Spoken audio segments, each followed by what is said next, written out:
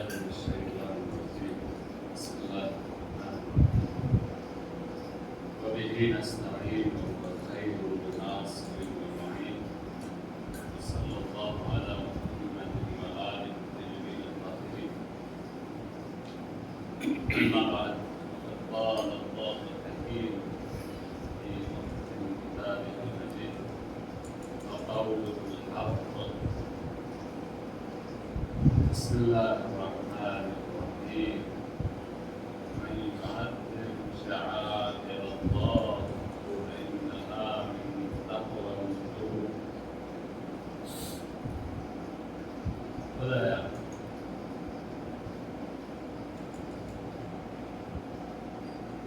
عرش اعظم پر حسین بن علی علیہ السلام کے نام کی مجلس میں آ کر تیرے حضور دست دعا کہ جنت حاضر دلوں میں جو نیک حاجتیں ہیں خدایا ان مجالس کے صدقے میں انہیں پورا کر خدایا ہمارے اس مختصر سی عبادت کو قبول و منظور فرما خدایا ہمارے عشقوں کو فرمال جناب سیدہ بجگہ عنایت فرما خدایا ان مجالس کے ذریعے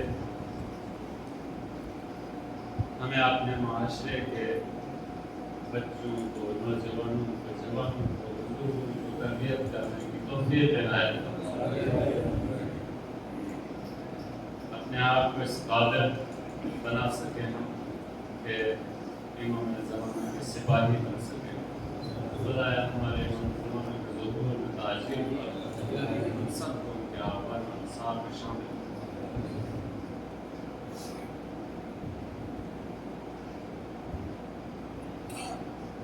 حسین بن علی علیہ السلام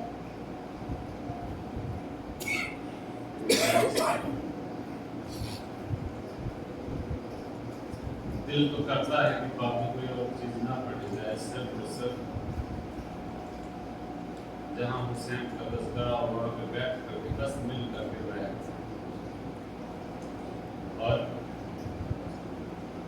جو سکون اس روزے نراش بہانے میں ہے وہ یہیں پہ بھی نہیں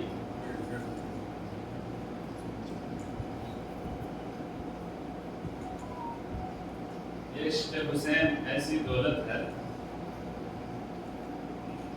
کہ جس شخص کے پاس یہ دولت ہو پوری دنیا اسے دے دی جائے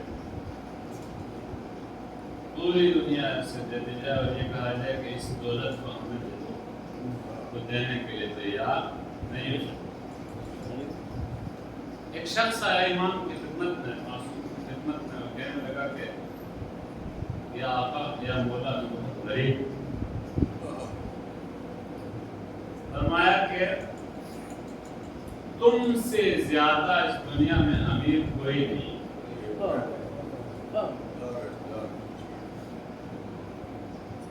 کہا کہ کیسے آقا کیسے فرمایا کہ تمہارے دل میں ہماری محبت ہے ہاں کہا پوری دنیا تمہیں دے دی جائے اور بدلے میں ہماری محبت کو تم سے لیا جائے تم دینے کے لیے تیار ہو کہا نہیں فرمایا کہ جو چیز تمہارے پاس ہے پوری دنیا کی اتنی طاقت نہیں ہے اور نہ ہی اتنی قیمت ہے یہ جتنی تمہارے پاس رکھے ہوئے خزانے کی قیمت مقدمتاً ایک تو حدیثیں آپ کی خدمت میں اس کے بعد مائک پر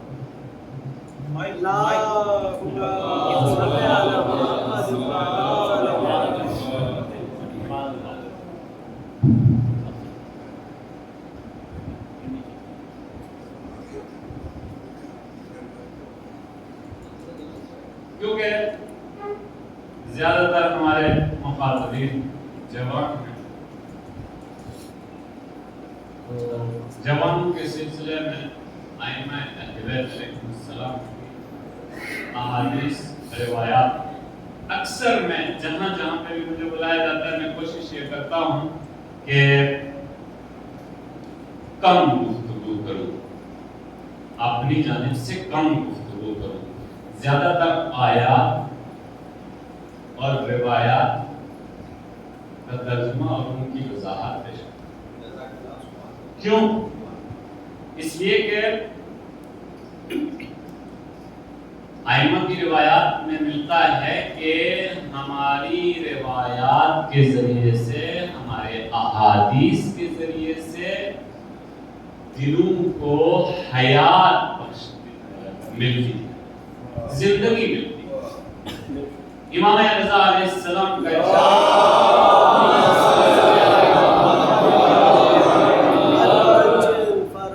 لو علم الناس محاسن کلامنا لاتبعونا، اگر لوگ ہمارے کلام کی خوبصورتی اور اس کے محاسن اور اس کی خصوصیات کو پہچان لیں، یعنی ہمارا کلام من عن مومنین لوگوں تک پہنچ جائے، مومنین کی اصطلاح استعمال نہیں ہوئی ہے، الناس لوگوں تک ہمارا کلام پہنچ جائے بس، تو لوگ فوری ہمارا اتباع کرنا شروع کر دیں، ہماری پیروی کرنا شروع کر دیں۔ ذمہ داری ہے ہم لوگوں کی کہ جو لوگوں کے ساتھ مخاطب اور لوگوں کو مورد خطاب قرار دیتے ہیں کہ ائمہ اہل بیت علیہ السلام کے کلام کو لوگوں تک پہنچایا جائے۔ کیوں؟ اس لیے خود احادیث میں احادیث کی اہمیت ملتی ہے، ان احادیث کے ذریعے سے مردہ دلوں کو بھی زندہ کیا جا سکتا ہے، مردہ دلوں کو بھی زندہ کیا جا سکتا ہے۔ جوانوں کے سلسلے میں ایک دو حدیثیں، اس کے بعد اصل موضوع کی طرف جو آیت میں تلاوت کی تھی وَمَن يُعَظِّمْ شَعَائِرَ اللَّهِ فَإِنَّهَا مِن تَقْوَى الْقُلُوبِ، وہ اصلی موضوع، لیکن تبرکاً اور تیمناً ایک دو حدیثیں۔ پیغمبر اکرم صلی اللہ علیہ وسلم کی حدیث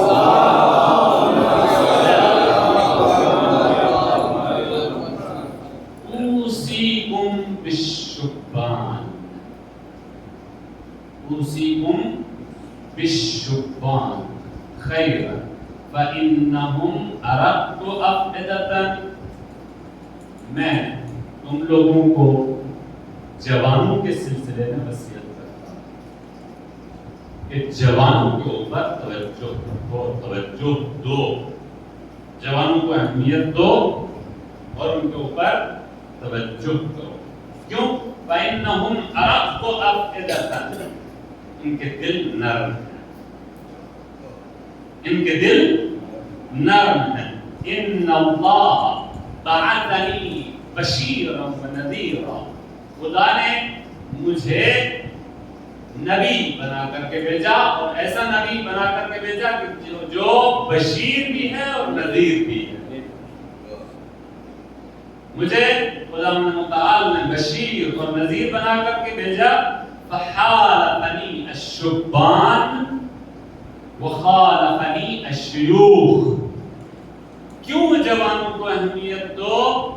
اس لیے کہ جوانوں کے دل پاک و پاکیزہ ہیں اور خالی زمین کی طرح، جو اس خالی زمین میں بویا جائے گا وہی بعد میں کاٹا جائے گا، وہی بعد میں کاٹا جائے گا۔ مجھے خدا نے نذیر اور بشیر بنا کر کے بھیجا، تو سب سے پہلے شیوخ نے اور عمر رسیدہ لوگوں نے میری مخالفت کی اور جوانوں نے میرا استقبال کیا۔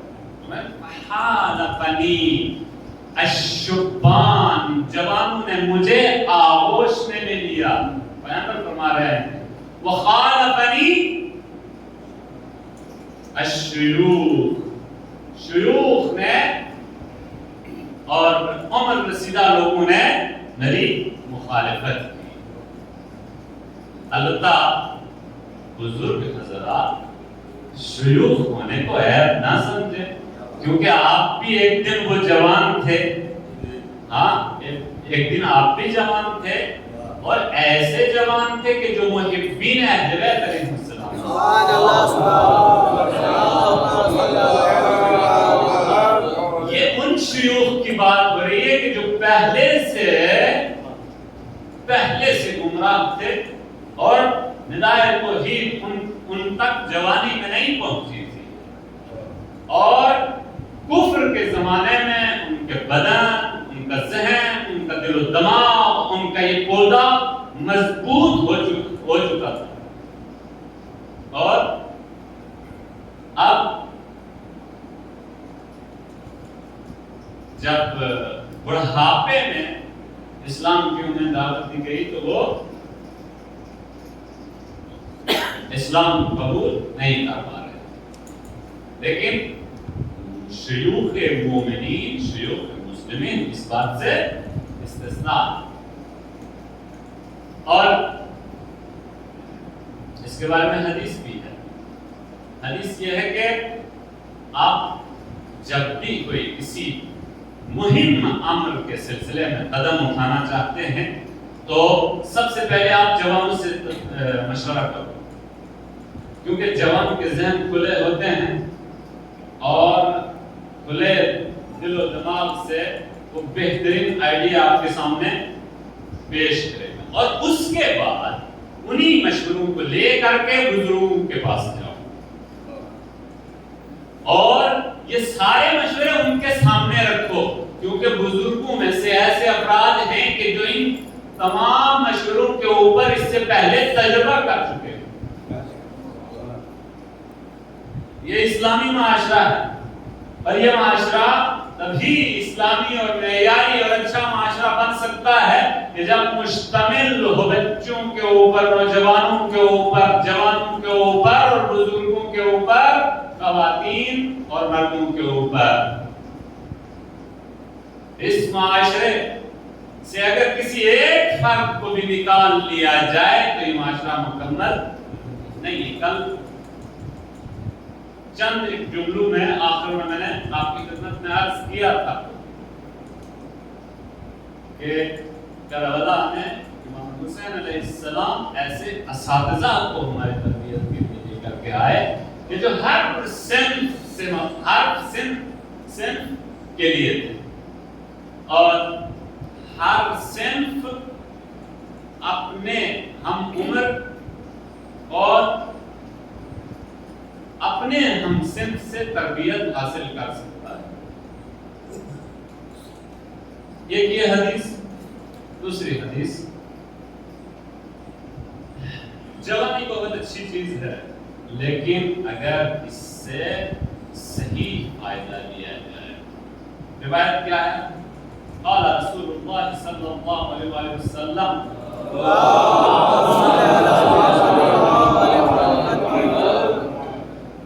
پیغمبر اکرم فرماتے ہیں ان اللہ یحب الشاب، خدا متعال جوان سے محبت کرتا ہے، جوان سے خدا متعال محبت کرتا ہے۔ کون سے جوان سے؟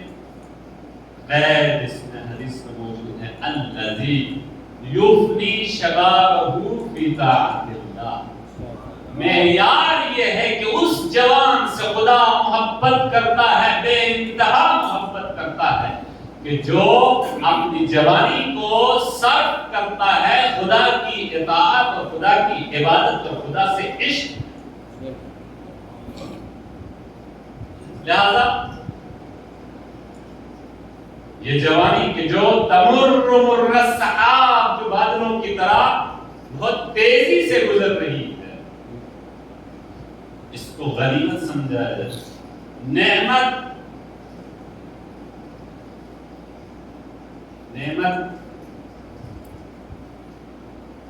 کی قدر تب ہوتی ہے کہ جب نعمت ہاتھ سے کھو جائے، جب ہاتھ سے کھو بیٹھتا ہے انسان تو تب نعمت کی قدر ہوتی ہے۔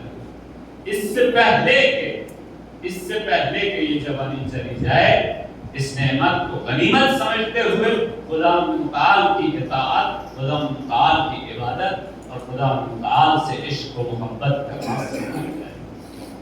پھر جوانوں سے احادیث و روایات میں یہ کہا گیا ہے کہ آپ جوانی میں اس ذخیرے کو جمع کرو کہ جو بڑھاپے تک آپ کے کام آئے،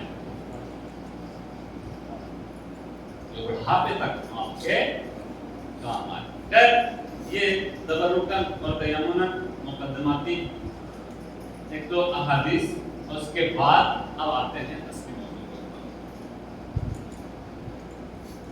قرآن کی آیت جس کی میں نے تلاوت کی، وَمَن يُعَظِّمْ شَعَائِرَ اللَّهِ فَإِنَّهَا مِن تَقْوَى الْقُلُوبِ۔ شعائر، شعیرہ کی جمع ہے قلبی، آپ کی خدمت میں عرض کیا تھا، اور شعیرہ یعنی علامت، آیت، نشانی، اسے کہا جاتا ہے شعیرہ، کہا جاتا ہے شعیرہ۔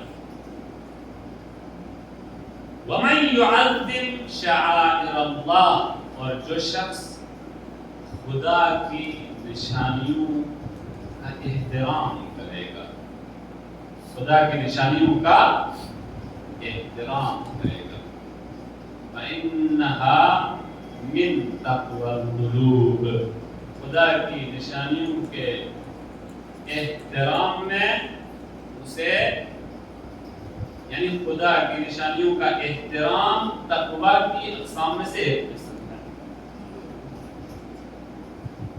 خدا کی نشانیاں کون کون سی ہیں؟ ہر وہ چیز کہ جس کا ربط تاریخی اعتبار سے انسان کی ہدایت سے ہو اسے شاعر اسلامی کہا جاتا ہے، شاعرہ اسلامی اسے کہا جاتا ہے، اور اس طرح کی جتنی بھی چیزیں ہیں ان کو شاعر اسلامی یا شاعر اللہ کہا جاتا ہے، یعنی وہ علامتیں، وہ نشانیاں جن کے ساتھ ائمہ اہل بیت علیہ السلام، انبیاء کرام، اولیاء کرام، انبیاء کا کوئی نہ کوئی سلسلہ جڑتا ہو، انہیں دیکھ کر کے انبیاء کا زمانہ یاد آتا ہو، انہیں دیکھ کر کے خدا یاد آتا ہو، انہیں دیکھ کر کے آیات یاد آتی ہو، انہیں دیکھ کر کے قرآن کا نزول یاد آتا ہو، ایک زمانے کی نشاندہی کرنے والی چیزیں انہیں کہا جاتا ہے شعائر اللہ، اور خدا نے ان کو شعائر اللہ خود کہا، یعنی ان کا نام خود شعائر اللہ رکھا ہے۔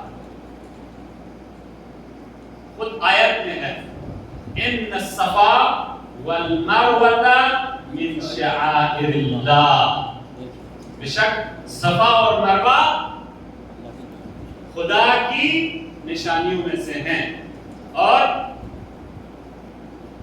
ان نشانیوں کی تعظیم کرنا، ان کا احترام کرنا، ان کو یاد کرنا، کیا ہے یہ تقویٰ۔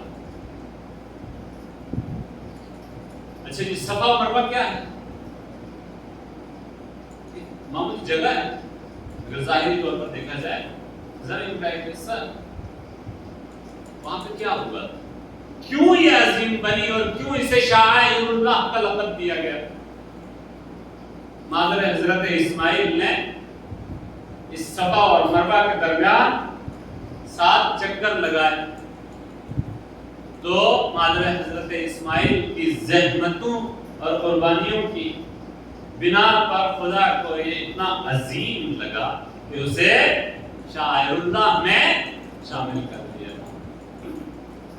اور نہ جانے ہر مسلمان کو کچھ چیزیں شاعر اللہ سمجھ میں آتی ہیں، کچھ چیزیں شاعر اللہ کے طور پر سمجھ میں نہیں آتی۔ ضروری نہیں ہے کہ تمام شاعر اللہ کی اور خدا کی آیتوں کی لسٹ بنا کر کے قرآن میں آئی ہو تب ہم مانیں، نہیں، اولیاء الہی میں سے کسی ایک کا بھی ان چیزوں کے ساتھ اگر رشتہ ہو تو وہ شاعر اللہ میں شامل ہو جاتی ہے۔ مثال کے طور پر حجر اسود، اس کا ذکر نہیں ہے کہ یہ شاعر اللہ میں ہے، لیکن پھر بھی خدا کی نشانیوں میں سے ہے۔ مقام ابراہیم کا ذکر ہے، لیکن یہ ذکر نہیں ہے کہ یہ شاعر اللہ میں سے ہے۔ میدان عرفات، کوہ طور، مسجد اقدس، بیت المقدس جسے بھی کہتے ہیں، بیت المقدس مسلمانوں کا پہلا قبلہ، جس کی طرف منہ کر کے پہلے مسلمان نماز ادا کیا کرتے تھے۔ یہ شاعر الہی میں سے، اور ان شاعر الہی کی تعظیم کرنا تقوی کی دلیل ہے، اور جو شخص اپنے آپ کو متقی کہتا ہے انہیں ان کی تعظیم، اسے ان کی تعظیم کرنا ہوگی۔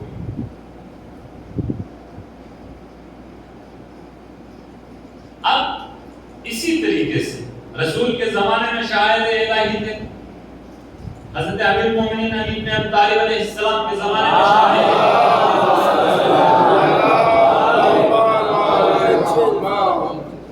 اور اس کے بعد جتنے بھی ائمہ ہیں، ہر امام کے زمانے میں شاعر الہی وجود میں آتے رہے۔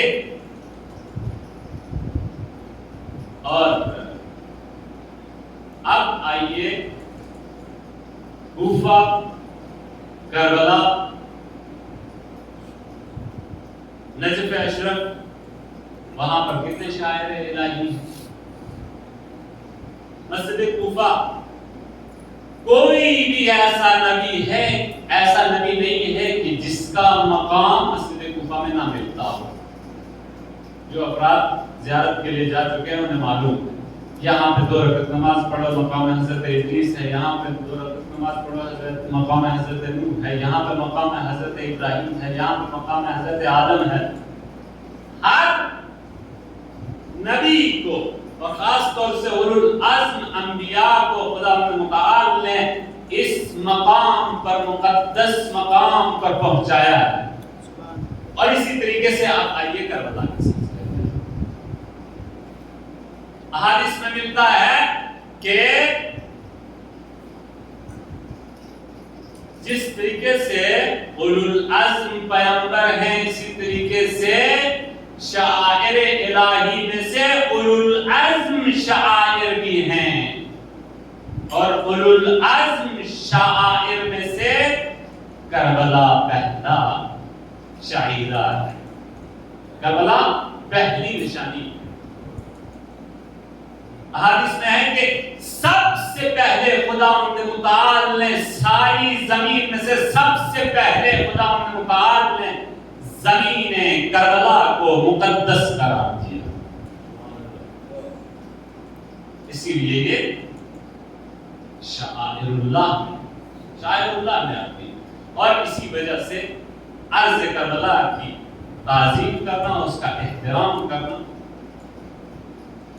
ہم سب کے اوپر ضروری ہے، واجب ہے، تقوی الہی کی نشانی ہے۔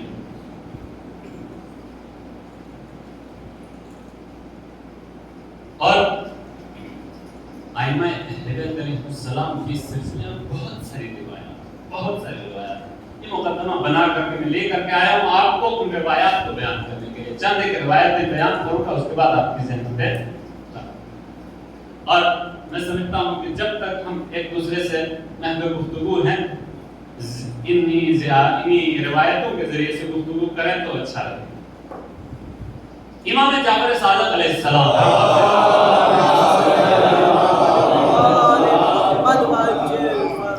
فرماتے ہیں فی فضل زیارت الحسین ابن علی علیہ السلام وَلَقَدْ حَدَّثَنِي أَبِي علیہ السلام۔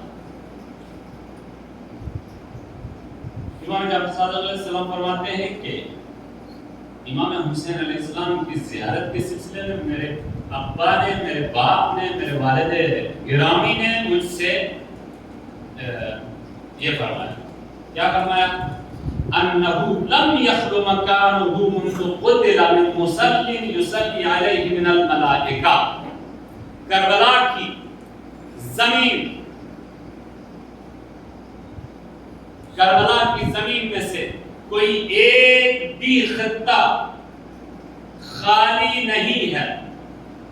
لم یخلو مکانہ منذ قتل، جب سے حسین ابن علی علیہ السلام کو شہید کیا گیا ہے تب سے اس کا کوئی بھی خطہ خالی نہیں ہے ان ملائک سے کہ جو آ کر کے نماز ادا کرتے ہیں وہاں پر. او من الجن، یا جنات میں سے جنات بھی آ کر کے وہاں پہ نماز ادا کرتے ہیں. او من الانس، اور جنات کے علاوہ انسان بھی آتے ہیں وہ بھی آ کر کے نماز ادا کرتے ہیں. او من الوحش، جانور بھی آتے ہیں اور آ کر کے کیا کرتے ہیں؟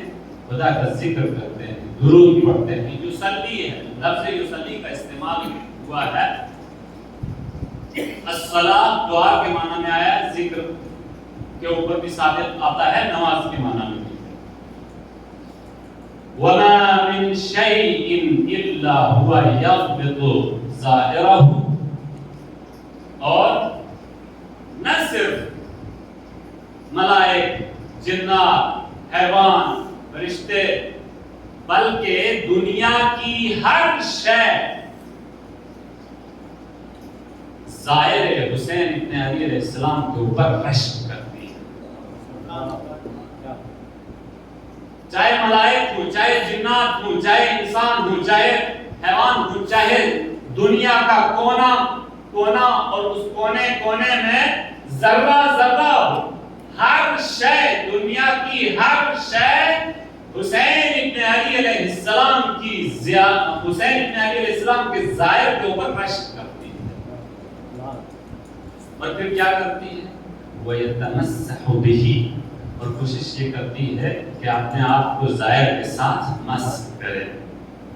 وَيَرْجُو بِهِ النَّظَرَ إِلَيْهِ الْخَيْرِ، اور اسے ہمیشہ امید رہتی ہے کہ ظاہر حسین میری طرف ایک نگاہ کرم ڈال دے. ظاہر حسین ایک نگاہ مجھے دیکھ لے، گوشے چشم سے مجھے دیکھ لے. یعنی اپنی سعادت کے لیے ظاہر کی ایک نظر کی وہ محتاج ہوتی ہے ہر شخص. حسین ابن علی علیہ السلام کیوں؟ لِنَظَرِهِ إِلَىٰ قَبْرِهِ، کیونکہ اس کی آنکھوں نے حسین ابن علی علیہ السلام کی قبر کی زیارت کی. اس احترام میں دنیا کا ذرہ اپنے اندر یہ خواہش رکھتا ہے. ممکن ہے کچھ لوگ یہ کہیں کہ نباتات ہیں، جمادات ہیں، انسان ہیں، جن ہیں، انسانوں اور جنوں اور ملائکہ کے اندر شعور پایا جاتا ہے، لیکن درختوں کے اندر، پہاڑوں کے اندر، پتھر کے اندر، ذرات کے اندر کوئی شعور نہیں پایا جاتا. یہ بات غلط ہے.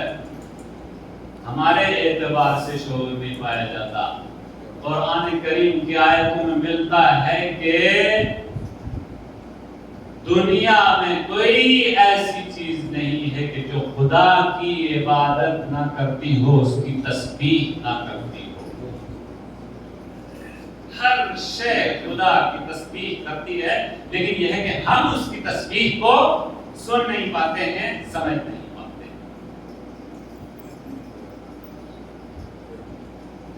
کیسے شعور ہوں گے وہ پتھر، کیسے بے شعور ہوں گے وہ پتھر، وہ سنگریزے کہ جو آ کر کے نبی کی ہاتھ کے اوپر آ کر کے کلمہ پڑھتے ہیں. ان کے اندر ایک شعور ہے، لیکن جیسا شعور ہم چاہتے ہیں ممکن ہے ویسا شعور نہ ہو. الگ سے ان کے پاس شعور. ایک اور حدیث حضرت پیغمبر اکرم صلی اللہ علیہ وسلم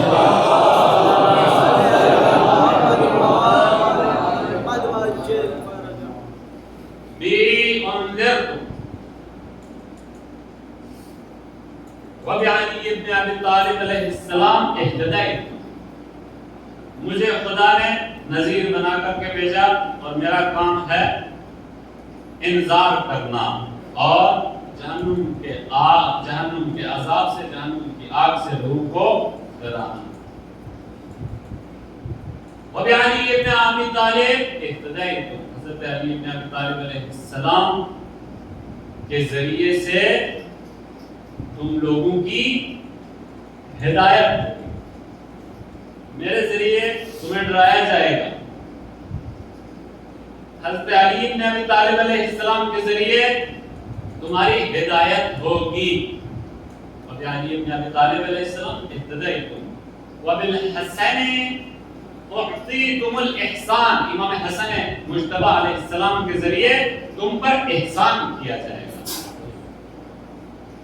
وبالحسین تسعدون وبہ تشقون، اور حسین ابن علی علیہ السلام کے ذریعے تمہیں سعادت مند بنایا جائے گا۔ اور جو حسین ابن علی علیہ السلام سے متمسک رہے گا، اپنے آپ کو خود کو حسین سے جوڑ کر کے رکھے گا، متمسک رکھے گا، وہ سعادت مند ہوگا، خوش نصیب ہوگا۔ وَبِهِ تشقون، لیکن جو حسین سے الگ رہے گا، حسین سے دور رہے گا، وہ بدبخت ہوگا۔ روایت وَبِهِ تشقون، اور جو حسین ابن علی علیہ السلام سے اپنے آپ کو دور رکھے گا، الگ رکھے گا اور متمسک نہیں رکھے گا، وہ کیا ہوگا؟ بدبخت ہوگا، یعنی مشقت میں، ذلت میں پڑ جائے گا۔ پھر کیا فرماتے ہیں؟ الا آگاہ ہو جاؤ کہ حسین کی ہستی کوئی معمولی ہستی نہیں۔ الا ان الحسین باب من ابواب الجنہ، حسین ابن علی علیہ السلام ابواب جنت میں سے ایک باب ہے۔ سبحان اللہ، سبحان اللہ۔ ابواب جنت میں سے ایک باب ہیں۔ اور پھر اگلا جملہ حدیث کا، من عاداہ حرم اللہ علیہ ریح الجنہ، جو حسین ابن علی علیہ السلام سے دشمنی کرے گا وہ جنت کی خوشبو تک بھی سونگ نہیں پائے گا۔ بے شک جنت میں جانا تو دور کی بات ہے، جنت کی خوشبو تک بھی وہ شخص سونگ نہیں پائے گا۔ یہ پیغمبر اکرم صلی اللہ علیہ وسلم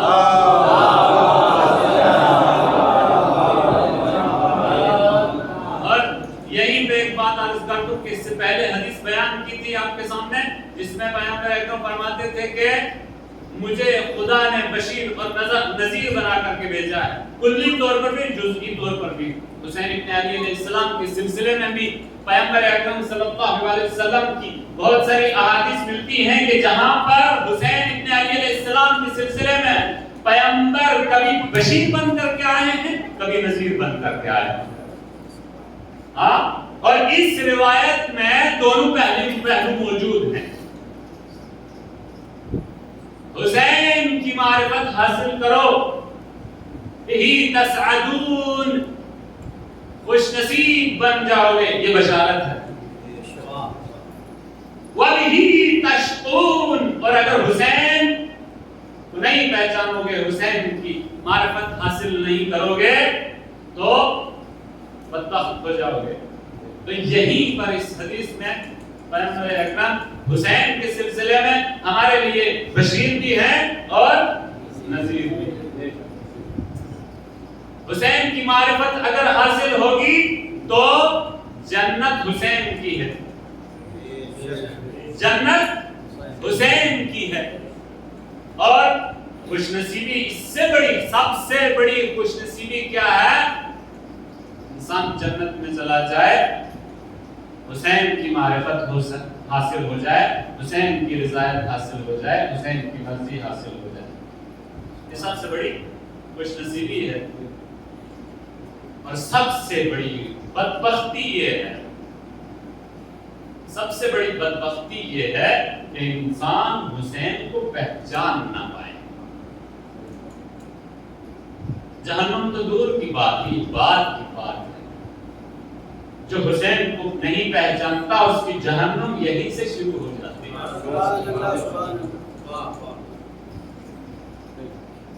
اور اس چیز کو آپ نے ملاحظہ کیا ہوگا، حسین کی معرفت، حسین کی محبت کی جو مٹھاس آپ کے دلوں میں ہے، ہاں اسی کو آپ بہشت سمجھ کر کے یہیں سے جینا، محبت یعنی اسی کو آپ بہشت سمجھ کر کے، جنت سمجھ کر کے، اسی جنت میں آپ ابھی بھی رہ رہے ہیں اور زندگی بسر کر رہے ہیں۔ جنت انسان خود بناتا ہے۔ حضرت امیر المومنین علی ابن ابی طالب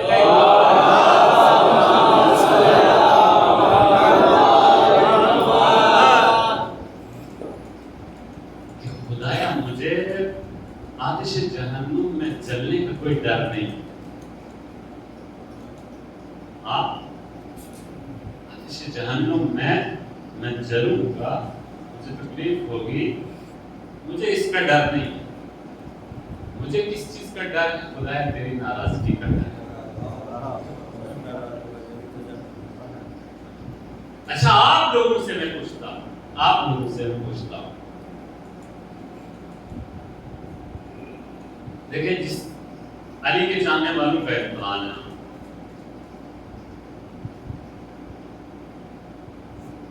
آپ آتش جہنم میں ہوں، آپ بالفرض، حالانکہ ایسا، لیکن فرض محال کا فرض محال نہیں ہوتا ہے، فرض محال نہیں ہے، لیکن بالفرض کیوں فرض محال کیوں نہیں ہے؟ اس لیے کہ حسین ابن علی علیہ السلام نے فرمایا کہ میرے چاہنے والا، مجھ سے محبت کرنے والا اگر آتش جہنم میں بھی ہوگا تو میں وہاں سے بھی اپنے چاہنے والے کو نکال دوں گا۔ ہاں اس لیے محال، لیکن بالفرض آپ میں سے کوئی آتش جہنم نہ ہو، لیکن امام حسین علیہ السلام فرض کر لیتے ہیں نا، ہر طریقے سے سوچ لینا چاہیے۔ حضرت امام حسین علیہ السلام اور جناب فاطمہ الزہرا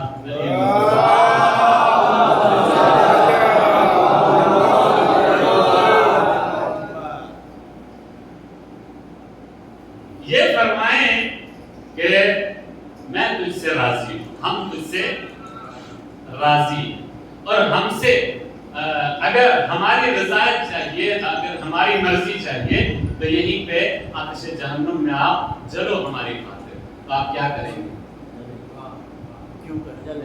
جلیں گے نا۔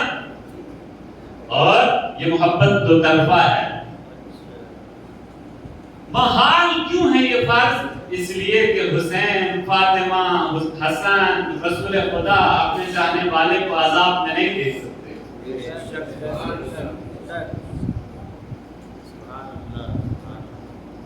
خیر یہ بیچ میں بات آ گئی تو آپ لوگوں کی خدمت میں عرض کر دی۔ زیادہ تر میں نے وعدہ یہ کیا تھا کہ روایات کو بیان کروں گا۔ فرماتے ہیں امام صادق علیہ السلام،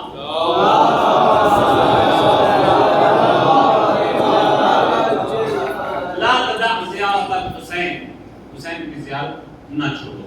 اگر آپ کے پاس استطاعت ہے اور اتنا پیسہ ہے، اخراجات ہیں زیارت کے سفر کے، تو کبھی بھی نہ چھوڑو۔ لا تدع، اس کو کبھی نہ چھوڑو۔ وَمُرْ أَصْحَابَكَ بِذَلِكَ، اور اپنے دوستوں کو، اپنے احباب کو، اپنے جان پہچان کے لوگوں کو، اپنے اصحاب کو اس کا حکم دو۔ اس سے کیا ہوگا؟ یَمُدُّ اللَّهُ فِي عُمْرِكَ، آپ کے عمر میں اضافہ ہوگا۔ اور کوئی مت یہ سمجھے کہ میں اخراجات اگر فراہم کروں گا تو واپس آ کر کے کیا کروں گا، کسی سے ادھار لے کر کے جاؤں گا تو واپس آ کر کے روزمرہ کی زندگی کیسے بسر کروں گا۔ امام نے یہاں پہ ضمانت کی ہے وَيَزِيدَ اللَّهُ فِي رِزْقِكَ، تمہارے رزق کی ذمہ داری نے خدا نے رکھی، سبحان اللہ، اور زیارت حسین کے طفیل تمہارے رزق میں خدا ان متعال اضافہ کرے گا۔ اور جو زائرین حسین ابن علی علیہ السلام ہیں انہیں تجربہ ہے کہ ایک مرتبہ زیارت کرنا مشکل ہے لیکن اس کے بعد کبھی بھی مشکل نہیں۔ جو ایک مرتبہ جاتا ہے پھر وہ اگلے سال رکتا نہیں ہے۔ کئی مرتبہ کئی طلاب کو میں نے طلاب دینی کو دیکھا، وہ پہلی زیارت فرض کریں ایران جانے کے بعد 4-5 سال کے بعد کر رہے، 4-5 سال تک اگر توفیق نہیں ہوئی کربلا جانے کی تو 4-5 سال کے بعد جب پہلی مرتبہ جاتے ہیں تو پھر ہر سال جیسے ہی چہلم آتا ہے تو تب ان کے دل کے اندر ایک تڑپ سی محسوس ہونے لگتی اور سوچتے ہیں کسی طریقے سے اپنے آپ کو کربلا پہنچائے، پھر ہر سال جاتے ہیں۔ خدا نے مجھے 2008 میں پہلی مرتبہ زیارت حسین بن علی علیہ السلام کی توفیق عنایت فرمائی، لیکن اس کے بعد پھر 9 میں گئے، پھر 2010 میں گئے، پھر 11 میں گئے، پھر معلوم نہیں کتنی مرتبہ حسین بن علی علیہ السلام نے بلایا۔ سبحان اللہ، جو ایک مرتبہ جا کر کے اپنا چہرہ حسین بن علی علیہ السلام کو دکھا دیتا ہے، پھر حسین کو یاد رہتا ہے، بار بار بلاتے ہیں۔ اور آخری مرتبہ ٹیلی ویژن پر، یقین جانیے بالکل کوئی اخراجات نہیں تھے زیارت حسین بن علی علیہ السلام کے، ٹیلی ویژن پر بس ایسے ہی میں نے دیکھا کہ وہ پیدل چلنا زائرین کا نجف سے لے کر کربلا تک وہ ٹیلی ویژن پر آ رہا، جیسے میں نے دیکھا ایک دکھ سا محسوس ہوا کہ کاش خدایا مجھے بھی اس مرتبہ میرے مالی حالات بھی ٹھیک ہوتے، میں بھی ایک مرتبہ پھر حسین بن علی علیہ السلام کی زیارت ہو جاتا۔ یعنی اب دیکھیے یعنی حسین ابن علی علیہ السلام کو دلوں کے راز کس طریقے سے معلوم ہوتے ہیں، دل میں دکھ اور بالکل اخراجات نہیں۔ کیا ہوا جی؟ میرے ایک دوست کا پروگرام تھا جانے کا، زیارت کا، اس نے کہا جی کچھ بھی ہو آپ مجھے بارڈر تک پہنچا دو، آپ کے پاس گاڑی بھی ہے، مجھے یہاں سے بارڈر تک 800 کلومیٹر 900 کلومیٹر آپ مجھے پہنچا دو۔ میں نے کہا کوئی بات نہیں، خدا نے اس مرتبہ میری قسمت میں زیارت نہیں لکھی ہے لیکن میں آپ کو بارڈر تک ضرور پہنچاؤں گا۔ اس کو میں اپنی گاڑی سے لے کر کے بارڈر پر گیا اور میرے پاس صرف اور صرف جیب میں اتنے پیسے تھے، مثال کے طور پر 1000 روپے کے بس۔ بارڈر تک میں نے پہنچایا تو کہنے لگا کہ پتہ نہیں نہ جانے اس طرف جانے دیں گے کہ نہیں جانے دیں گے۔ میں نے کہا کوئی بات نہیں، آپ کے ساتھ چلتا ہوں، بھیڑ زیادہ ہے تاکہ ایک دوسرے سے الگ نہ ہو جائیں، میں ساتھ چلتا ہوں، اگر یہاں سے آپ کو نہ جانے دیا تو کوئی بات نہیں، گاڑی تو ہمارے پاس ہے، ہم واپس بھی چلیں گے۔ آپ کو ہم گئے ایک جگہ پہ، ہم رکے، وہاں پر بھیڑ اتنی ہو گئی، پیچھے بھی بھیڑ آگے بھی بھیڑ۔ اس سے پہلے جتنے بھی ویزے کے بغیر، جتنے بھی پاسپورٹ کے بغیر اور خروجی کے بغیر جتنے بھی لوگ ہوتے تھے ان کو واپس کیا جاتا تھا 3 دن سے، لیکن اس دوران بھیڑ اتنی زیادہ جمع ہو گئی، ہزاروں کا مجمع، اور آگے جا لوہے کی گرل لگی ہوئی تھی، تو گرمی کی وجہ سے بہت سارے لوگ بے ہوش ہو رہے تھے، پانی ڈالا جا رہا تھا ان کے اوپر۔ پھر عراقیوں نے دیکھا کہ نہیں لوگوں کی جان خطرے میں ہے، اور ایک گیٹ کو انہوں نے ڈھیلا کیا، جیسے ڈھیلا کیا گیٹ ٹوٹا، اور جتنے بھی زائرین تھے ان میں سے جو لوگ نہیں، یعنی جن لوگوں کا ارادہ نہیں تھا، وہ لوگ بھی کربلا اس میں عراق میں پہنچ گئے، بارڈر کے اس طرف پہنچ گئے۔ ایک مرتبہ میں نے گاڑی والے کو یہ ندا دیتے ہوئے سنا، خدایا کتنی عظیم آواز تھی یہ۔ یہاں پہ بھی کنڈکٹر بلاتے ہیں نا، वहां पे भी बुला रहा था, करबला करबला करबला करबला।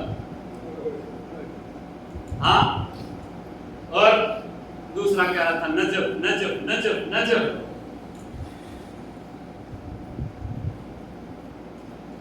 मैंने सोचा जिस हुसैन ने तुमसे मुझे यहाँ पे लाया है वही हुसैन करबला में तुझे पहुंचाया। और वही जो 1000 रुपया था मेरे जेब में, ड्राइवर से मैंने पूछा यहाँ से नजफ तक कितना किराया? कहने लगा जी 1200 रुपया। मैंने कहा मेरे पास तो 1000 ही है। कहा थोड़ा सब्र करो, ज़ाहिरी के जरिए उसकी गाड़ी भर गई। उसके बाद मुझसे कहा आप घूम गया था। मैं नजफ पहुंच गया। जब नजफ पहुंच गया तो शायर इलाही हैं आप। नजफ में चला गया अंदर ज़ियारत करने के लिए। रात भर ज़ियारत की, आधी रात बाद में निकला वहां से। जैसे ही निकल करके ज़ियारत करके मैं वापस आया हूँ बाहर, तो अब मैं यही सोच रहा था कि आगे क्या करूँगा मालूम नहीं। तो मेरा एक क्लासमेट जो मेरी क्लास में मेरे साथ था वो मिल गया। आकर के गले मिला, आप कैसे आ गए, आपको तो नहीं आना। मैंने कहा ये बातें बाद में करेंगे, आप मुझे 2500 दीनार दे दो। उन्होंने निकाला, कहा जी मैंने ये रखे हुए थे 2500 दीनार, पता नहीं किसके लिए ये दे। 2500 दीनार मैंने उनसे लिए। मैंने कहा इससे पहले कि तुम भी मुझसे अलग हो जाओ, मुझे 2500 दीनार दे दिए उसने। तो रात को हम कहीं पे रुके, सुबह हम निकले तो फिर भीड़ में वो हमसे अलग हो गए। फिर मैं अकेले, सुबह से 2 बजे तक मैं पैदल नजफ से करबला की तरफ रवाना हुआ।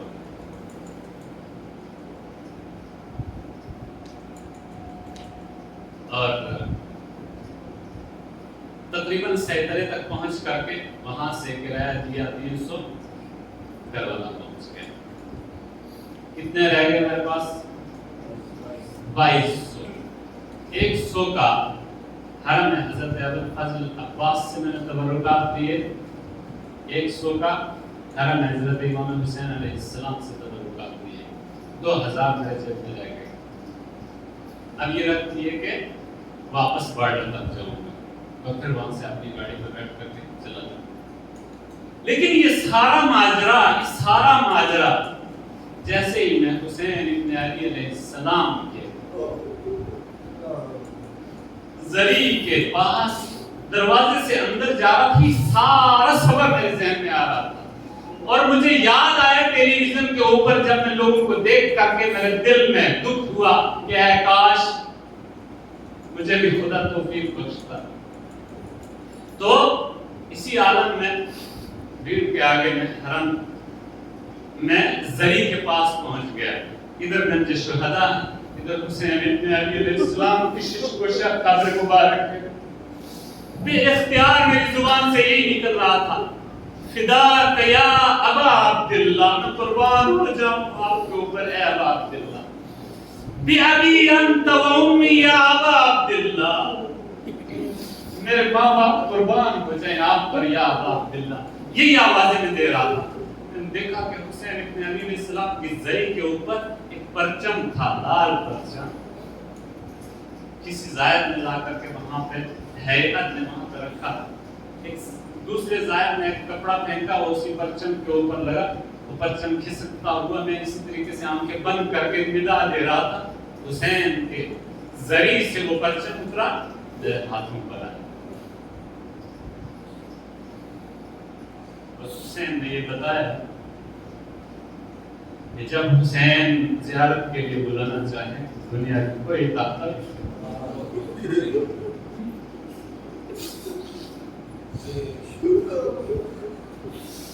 रोक नहीं सकती है।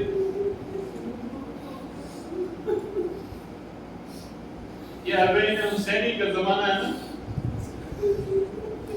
कल मेरे एक दोस्त का फोन था, ईरान से उसने फोन किया। मैंने कहा आजकल क्या कर रहे हैं? कहा तड़प रहा हूं बस।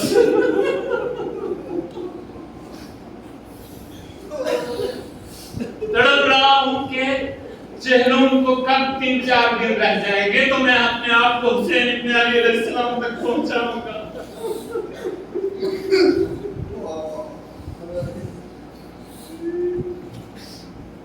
خدایا دنیا کے کونے کونے سے پروانے چل کے آتے ہیں حسین ابن علی علیہ السلام کی قبر کے پاس اور آ کر کے حسین ابن علی علیہ السلام کی زیارت کرتے ہیں.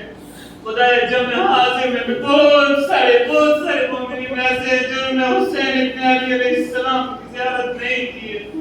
خدایا ہم سب کو حسین ابن علی علیہ السلام کی زیارت نصیب فرما.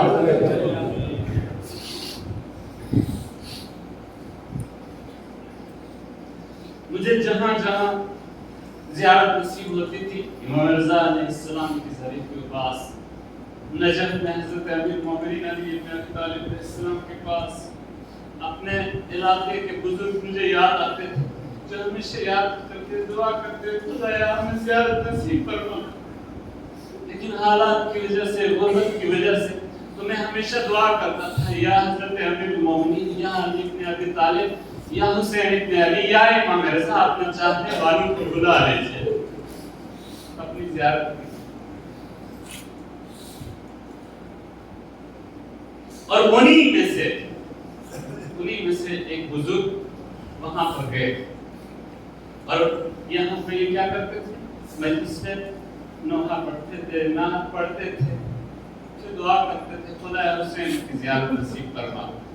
وہاں پہ میں نے ان کو دیکھا کربلا میں نے ان کو دیکھا آہستہ سے اپنے جیب سے ایک کاغذ نکال کر کے گنوہا جو حسین کے لیے لکھا تھا وہاں پہ پڑھ رہے تھے حسین کو سنا رہے تھے. اسی طریقے سے ایک زاہد کو دیکھا کہ جو نجف سے کربلا کی طرف ہمارے ساتھ رواں دواں تھا. اب 3 دن پیدل جب چلتا ہے نا تو پھر تڑپ ہر قدم پہ تڑپ زیادہ ہوتی ہے کہ کب اپنے مولا کے پاس پہنچیں گے, کب ہم دیکھیں گے حسین ابن علی علیہ السلام کے گنبد کے اوپر نظر کب پڑے گی. تو ایک ظاہر کو میں نے دیکھا پہلی مرتبہ ایک چوک میں پہنچے, وہاں پہ حسین ابن علی علیہ السلام کے گنبد کے اوپر لال پرچم جیسے ہی دکھائی دیا سر پٹنے لگا کہ لگا یہ جبین, یہ پیشانی, یہ آنکھیں اس قابل نہیں تھی کہ یہاں پہنچ سکے, لیکن پھر بھی حسین آقا حسین نے یہاں پہنچا ہے.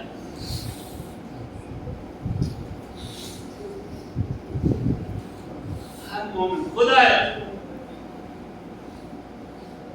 ہر مومن یہ چاہتا ہے کہ حسین ابن علی علیہ السلام کی مقتل گاہ کی زیارت کرے.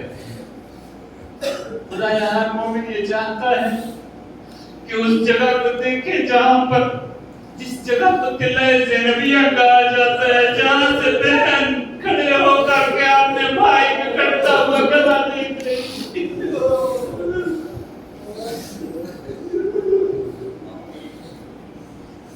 ہر مومن یہ چاہتا ہے کہ مخیمہ حسینی, خیام حسینی کو دیکھے, کہاں پہ عباس کا خیمہ لگا تھا, کہاں پہ علی اکبر کا خیمہ لگا تھا, کہاں پہ قاسم کا خیمہ لگا تھا, زینب کا خیمہ کہاں تھا جہاں پہ انہیں محمد کو جناب زینب رات کو یہ سمجھا رہی تھی کہ بیٹو انہیں محمد کا مجھے شرمندہ نہ ہونا پڑے, کل اپنے ماموں کے اوپر, حسین کے اوپر, اپنے آقا کے اوپر اپنے آپ کو قربان کر دینا.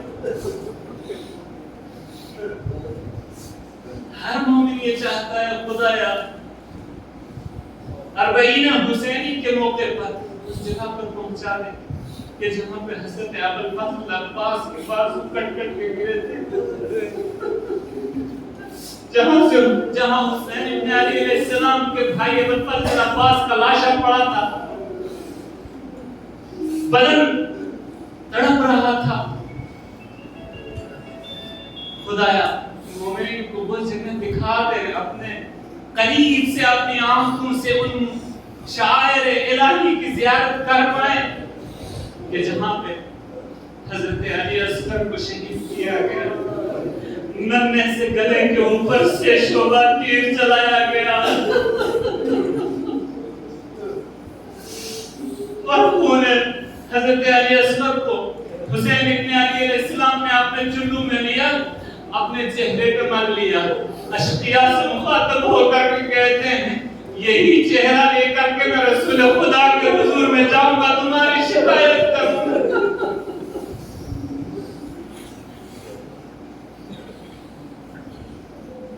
انا للہ و انا الیہ راجعون۔ سیعلم الذین ظلموا منقلبهم ينقلبون۔ نہ جانے میں مصیبت سوچ کر کے آیا تھا جناب سکینہ کی یا حضرت علی اصغر کی مصیبت پڑھوں گا، لیکن شرمندہ ہوں کہ دوسرے موضوع میں چلا آیا اور اصلی مصیبت نہیں پڑھ پایا۔ خدایا ہماری اس مختصر سی عبادت کو قبول و منظور فرما۔ خدایا سارے جوانوں کو، سارے آزاداروں کو، سارے بزرگوں کو حسین ابن علی علیہ السلام کی زیارت نصیب فرما۔ خدایا حضرت امیر المومنین علی ابن ابی طالب علیہ السلام کی زیارت نصیب فرما۔ خدایا جمع حاضر میں سے ہر شخص کے جتنے بھی متوفی ہیں خدایا ان مجالس کے صدقے، ناسوں کے صدقے خدایا ان سب کی مغفرت کر دے۔ خدایا جمع حاضر کے مورد نظر جتنے بھی بیمار ہیں خدایا ان آنسوؤں کے صدقے میں، ان آنسوؤں کے صدقے میں ان تمام بیماروں کو شفائے کامل و عاجل عطا۔ خدایا جمع حاضر میں ہر ایک شخص سے برائی کرنے کی توفیق کو سلب کر، ہمیشہ اچھائی کرنے کی توفیق عنایت فرما۔ خدایا نیک و پاک و پاکیزہ بننے کی توفیق عنایت فرما۔ خدایا محمد و آل محمد اور خاص طور سے شہداء کربلا کی بتائی ہوئی سیرت کے اوپر چلنے کی توفیق عنایت فرما۔ خدا امام الزمان کے ظہور میں تعظیم فرما، ہم سب کو ان کے آواز و انصار میں شامل فرما، ہمیں ویسا بنا دے خدا ہے کہ جیسا تو چاہتا ہے۔ یا رب الحسین بحق الحسین اشف صدر الحسین بظهور الحجہ۔ اللهم تقبل منا هذا القليل، اللهم تقبل منا هذا القليل، اللهم تقبل منا هذا القليل برحمتك